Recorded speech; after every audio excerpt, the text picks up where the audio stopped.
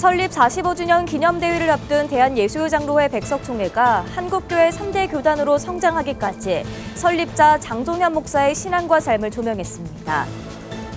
미래 목회포럼이 정전 70주년을 맞아 민통성 지역에서 사역하는 목회자들을 위로하는 시간을 가졌습니다.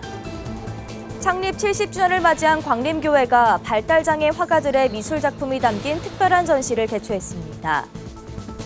우리 주변 소외된 이웃을 섬기는 사역자를 만나는 구티비 특별기획, 가정과 사회로부터 소외된 이들을 돕는 위키코리아 임기복 대표를 만났습니다. 한기총이 7일 실행위원회와 임시총회를 잇따라 열고 한교총과의 기관 통합을 잠정 보류하겠다고 밝혔습니다.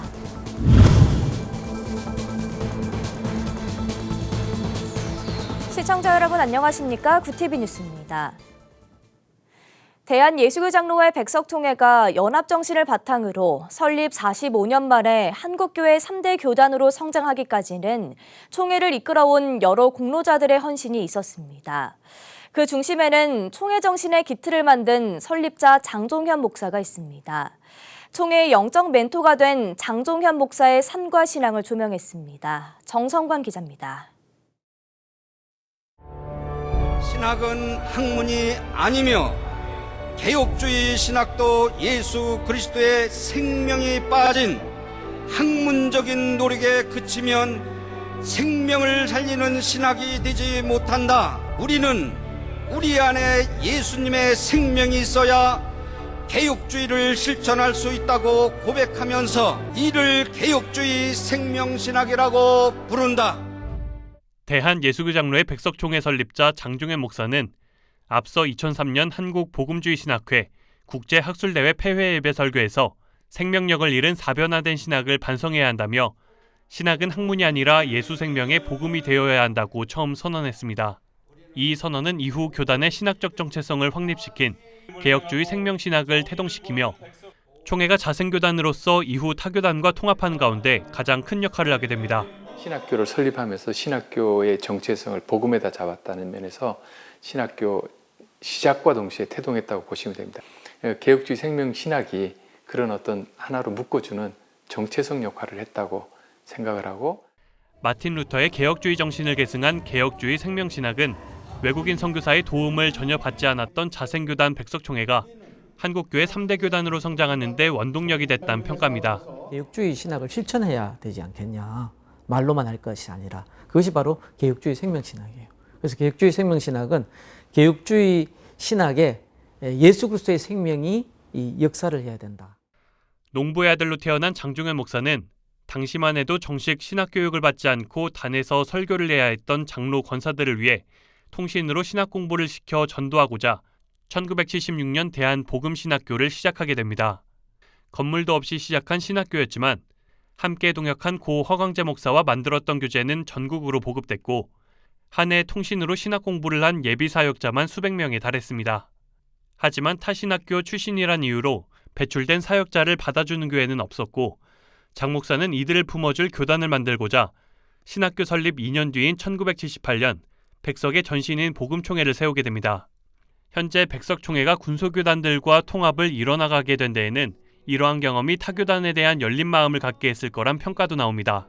중3 때 불신 가정에서 태어나셔서 감리교에서 예수 믿고, 신학교는 또 개혁신학을 가르치는 장로교 계열의 목사 한 수는 또 감리교에서 받으셨어요.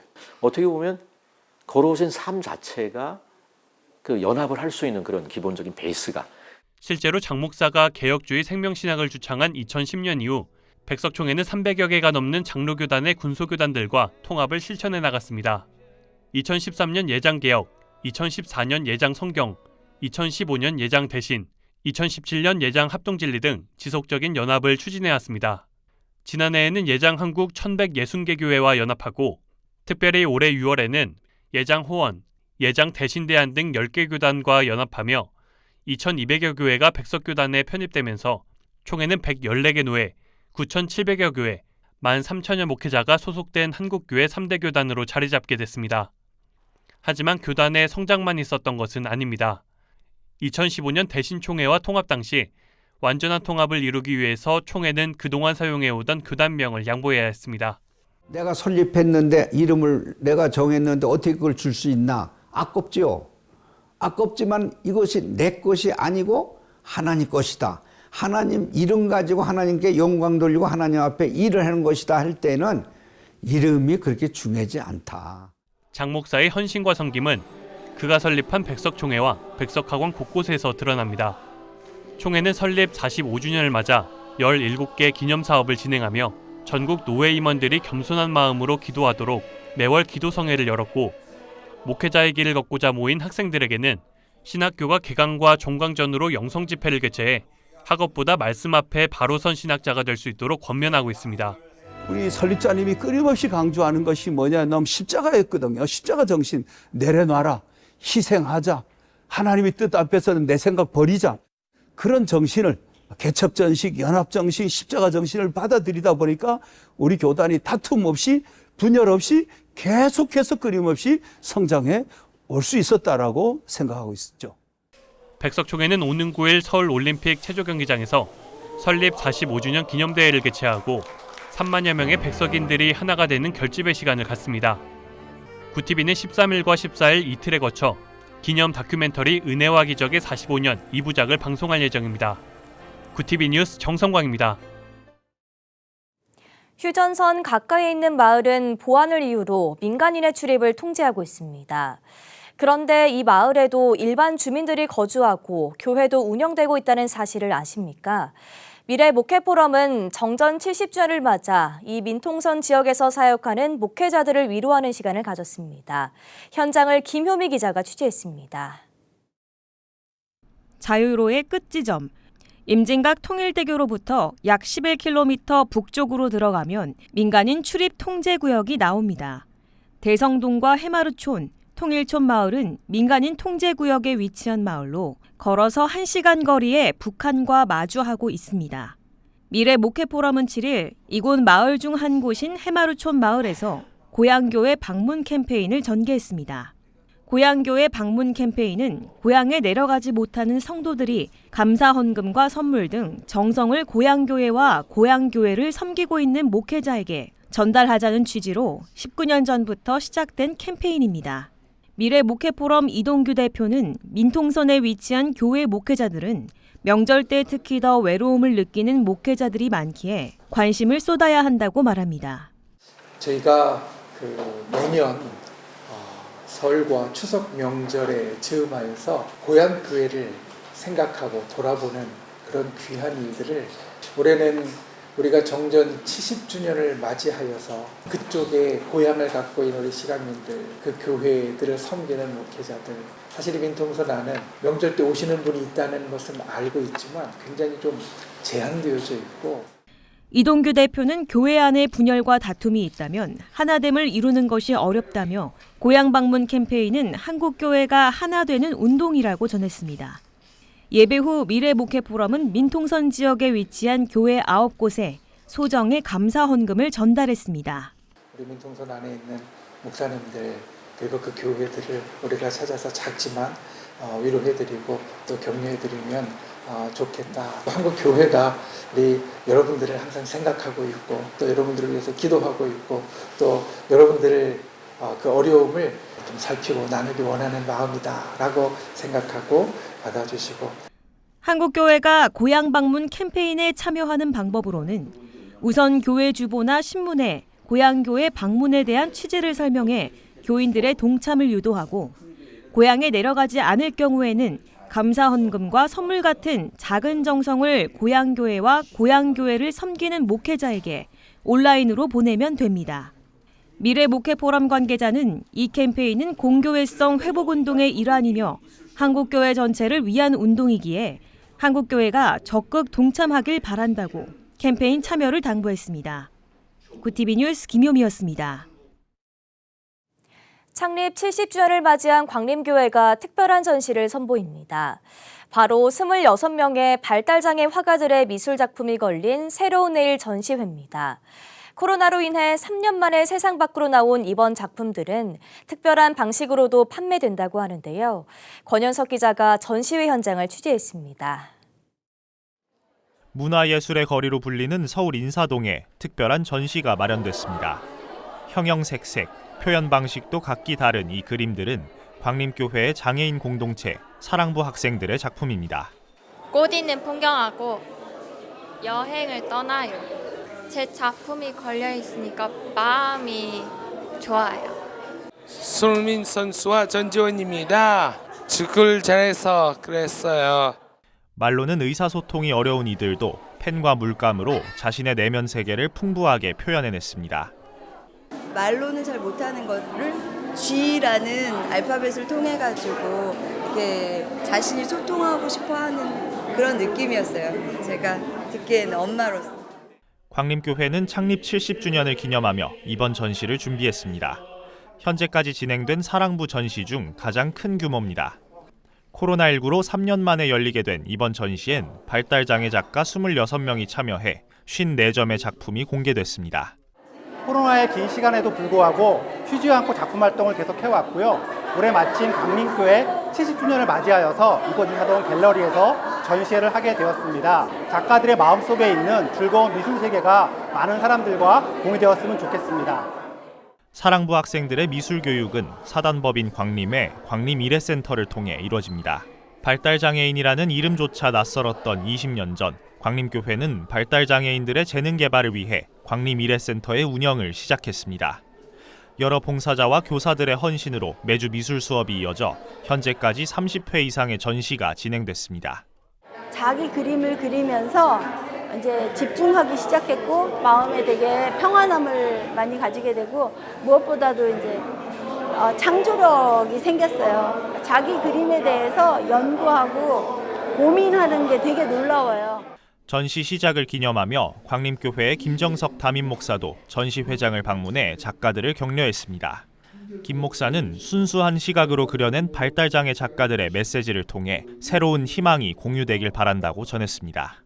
저들의 순수한 마음, 깨끗한 마음 그뿐 아니라 그 안에 예수 그리스도의 믿음의 모습이 녹아져 있는 그림을 보고 많은 사람들이 예수 그리스도를 발견하고 하나님의 사랑과 은혜를 발견하는 귀한 이 시간이 되기를 간절히. 한편 이번 전시의 작품들은 발달장애 화가들의 활동폭을 넓히기 위해 NFT 형식으로 판매되며 수익금은 이들의 작품 활동 지원에 쓰일 예정입니다. 광림교회 사랑부의 새로운 내일전은 오는 12일까지 인사동 경인미술관에서 진행됩니다. 구TV 뉴스 권현석입니다. 구TV는 우리 주변의 소외된 이웃을 섬기는 사역자들을 직접 만나보고 있습니다. 가정으로부터, 사회로부터 소외된 청년들이 있는데요. 필요한 관심과 물질적 도움을 주며 이들이 의지할 수 있도록 어른이 되어주는 위키코리아 임기복 대표를 만났습니다. 장정훈 기자입니다. 서울 강서구의 한 주택가. 임기복 목사가 청년들이 새롭게 머무를 집을 꼼꼼히 둘러봅니다. 이 공간은 위키코리아가 자립준비 청년들에게 제공하는 숙소입니다. 우연히 교회에 찾아온 소외 청소년에게 안식처를 제공하며 사역을 시작한 지 올해로 12년째. 임 목사는 삶이 흔들리는 청소년들을 보며 그리스도의 사랑을 주고 싶다고 말합니다. 하나님이 나를 사랑한다는 이 사랑 외에는 저는 우리 아이들에게 답이 없다고 봐요. 그럼 살아온 만큼 그 상처만큼 우리는 이 아이들에게 돌려줘야 된다고 봐요. 임 대표를 찾는 이들은 대부분 탈가정 청소년과 자립준비 청년들입니다. 임 목사는 이들에게 성경 말씀을 가르치고 그리스도의 헌신을 몸소 실천하며 오랜 시간이 걸리더라도 청소년들의 회복을 기다립니다. 임 목사의 지원을 받았던 몇몇은 위키코리아의 봉사자가 되기도 합니다. 이들은 자신과 비슷한 상황을 겪은 사람들을 돕고 싶다고 말합니다. 저희 임기복 목사님께서 받기만 하지 말고 베풀 줄도 알라는 말씀을 항상 하시고 이제 여러 군데에서 많이 도움을 주다 보니까 나도 이제 그런 사람이 되고 싶다라는 생각을 많이. 올해는 무료급식소 만나하우스를 마련했습니다. 만나하우스에는 월 평균 100명의 청년들이 방문해 임 목사와 식사합니다. 임 목사는 짧은 시간이지만 이곳에 방문한 이들의 안부를 묻고 고민을 듣습니다. 이곳에서는 위기 청소년들의 사회 복귀를 위한 지원 프로그램도 진행됩니다. 취업 연계가 되는 기업들과 MOU를 맺고 직업 교육을 받을 수 있도록 길을 마련했습니다. 직업 훈련도 받으면서 생계급여도 받을 수 있기 때문에 좀 더 직업 훈련에 매진할 수 있고 직업을 찾는 데 많은 도움이 될 것 같습니다. 임 목사는 위기 상황에 놓인 아이들에게 어른과 기다림이 필요하다고 전했습니다. 고립된 청소년들에게 손을 내밀고 이들이 더 행복한 어른으로 자라날 수 있도록 울타리가 되어주겠다고도 말했습니다. 또 그리스도의 사랑을 전하기 위해 교회와 성도의 관심과 지원을 요청했습니다. 구티비 뉴스 장정훈입니다. 한국기독교총연합회와 한국교회 총연합의 연합기부 통합이 잠정 보류됐습니다. 한기총은 7일 한국기독교연합회관에서 제34-2차 실행위원회와 임시총회를 열며 한교총과의 통합건에 대해 차후 여건이 허락되면 논의하기로 결의했습니다. 앞서 한기총은 지난달 16일 임원회를 열고 한교총과 통합하기로 하되 필요시 조정된 정관을 실행위원회에 보고하기로 했습니다. 하지만 이틀 뒤 한교총 상임회장 회의에서 한기총 내 이단 문제 선결을 확인한 만큼 한기총은 단독으로 통합을 추진하긴 어렵다고 판단하고 이 같은 안을 결의하게 됐습니다. 이날 한기총 정서영 대표회장은 한기총은 통합의 문을 열어놓겠지만 통합이 제대로 진행되지 못하는 상황이 아쉽다며 서로 의사가 맞을 때까지 연합의 희망을 놓지 않겠다고 말했습니다.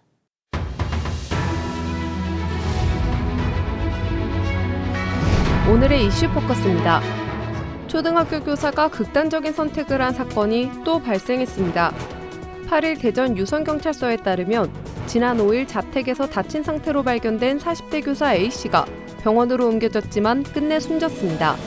교사노조 측은 악성민원과 아동학대 고소 등으로 A씨가 힘든 시간을 보냈다는 유족의 언급이 있었다며 오랜 기간 정신과 치료를 받기도 했다고 말했습니다.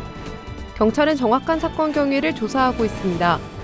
지난 7월 18일 서희초등학교 1학년 담임교사가 숨진 채 발견된 이후 8월 31일 서울 양천 지역 초등학교 14년차 교사가, 이달 1일 군산 지역 초등학교 교사가, 3일 60대 고등학교 교사가 숨진 채 발견됐습니다. 중국 정부가 자국 내 비료업체 일부에 요소 수출 중단을 지시했다는 보도에 대해 정부가 수습에 나섰습니다. 기획재정부는 8일 언론 브리핑에서 확인 결과 중국 정부는 공식적인 비료용 요소의 수출 통제 조처를 하지 않은 상황이라며 실제 통제가 발생하더라도 국내 수급에는 큰 문제가 없을 것이라고 강조했습니다. 비료용 요소의 수입 다변화로 중국산 수입 비중이 감소하는 추세인데다 비료용 요소 가격 역시 하향 안정화 추세를 이어가고 있다는 설명입니다. 북한이 중단거리 잠수함 발사 탄도미사일 SLBM 10발을 탑재할 수 있는 새로운 중형 잠수함을 진수했습니다. 북한이 6일 김정은 국무위원장이 참석한 가운데 진수한 신형 잠수함 김군옥 영웅함의 함교 부분에는 10개가량의 SLBM 수직 발사관이 탑재됐습니다. 전문가들은 북한이 앞으로 개조할 중형 잠수함은 핵 추진 잠수함 못지않은 위협이 될 것이라고 우려하고 있습니다. 20여 척의 개조 잠수함을 SLBM으로 꽉 채울 경우 최대 200여 발의 전술 핵 SLBM 위협이 가해집니다. 이를 동시에 발사할 경우 한미미사일 유격 체계로 막아내기 어렵다는 게 전문가들의 분석입니다. 서울중앙지검이 7일 검사 10여 명을 투입해 대선 개입 여론조작 사건 특별수사팀을 구성했습니다. 화천대유 자산관리대주주 김만배 씨의 허위 인터뷰 의혹을 집중적으로 수사하기 위함입니다. 검찰은 대통령 선거를 목전에 두고 유력 후보에 대한 허위 사실을 공표하고 유사한 내용의 허위 보도와 관련 고발 등이 이어져 민의를 왜곡하는 시도를 함으로써 헌법상 민주주의의 근간인 선거제도를 농단한 중대한 사건이라고 밝혔습니다. 검찰은 신학림 뉴스타파 전문위원이 2021년 9월 김 씨와 공모해 윤석열 당시 국민의힘 대권주자에게 불리한 내용으로 인터뷰한 뒤 대선을 사흘 앞둔 시점에 보도, 그 대가로 1억 6,500만 원을 받은 것으로 의심하고 있습니다. 굿TV 뉴스 김혜인입니다.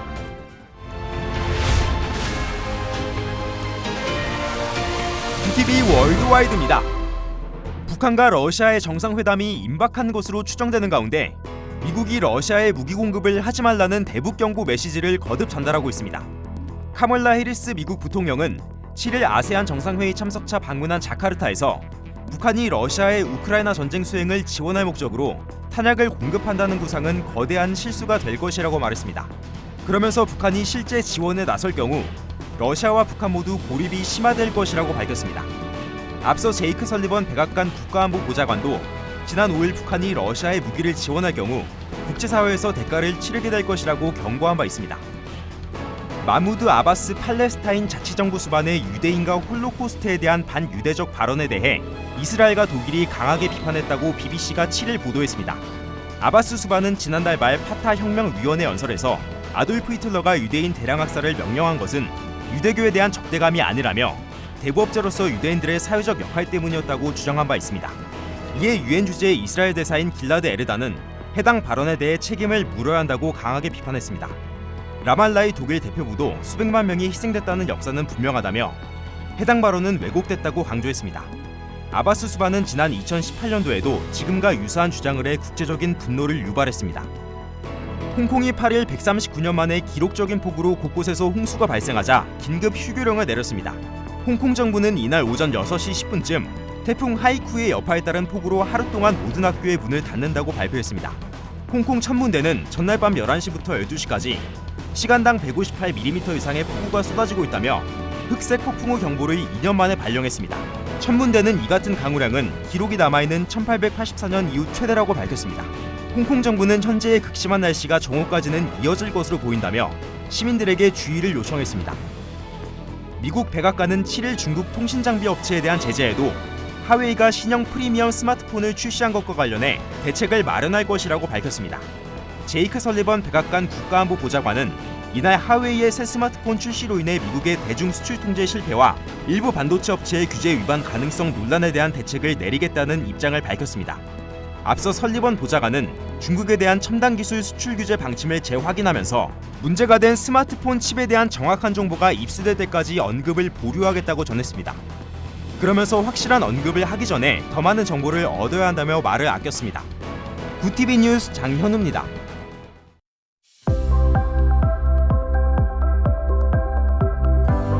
내일 전국이 맑은 가운데 낮 동안에는 덥겠습니다. 하지만 밤이 되면 다시 선선해지면서 일교차가 크게 나겠는데요. 일교차에 대비한 옷차림 해주시기 바랍니다. 해상에서 물결은 대부분 2m 안팎으로 일겠습니다. 일요일에는 남해안과 제주에 비가 내리겠습니다.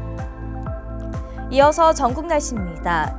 내일 한낮 최고 기온은 서울 31도, 강릉 28도가 예상됩니다.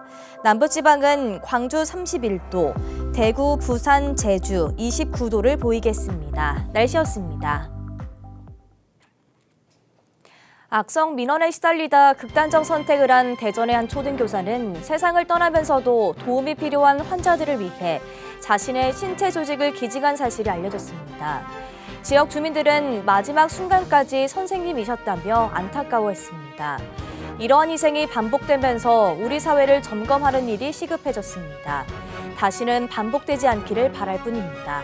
이상으로 뉴스를 마칩니다. 함께해 주신 여러분 고맙습니다.